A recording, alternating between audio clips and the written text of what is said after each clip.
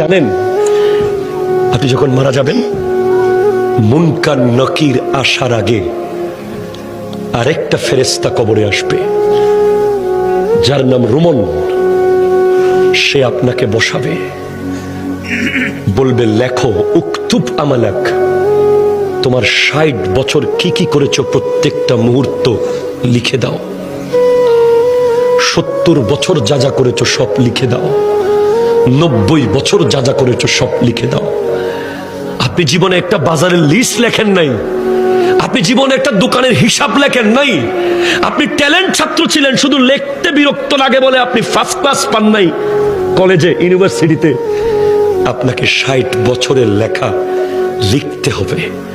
প্রশ্ন করবেন, এই ফেরেশতা, কালি কোথায় পাবো এত?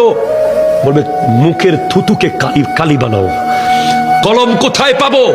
হাতের আঙ্গুলকে কলম বানাও। কাগজ কোথায় পাবো?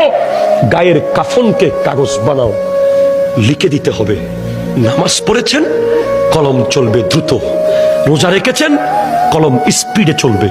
দান করেছেন, কলম স্পিডে চলবে।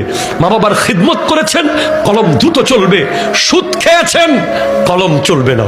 ঘুষ খেয়েছেন, কলম চলবে না। জুলুম করেছেন, কলম চলবে না। মিথ্যা বলেছেন, কলম চলবে না। নাটক দেখেছেন, কলম চলবে না। বাটপারি করেছেন, কলম চলবে না। নামাজ পড়েন নাই, কলম চলবে না।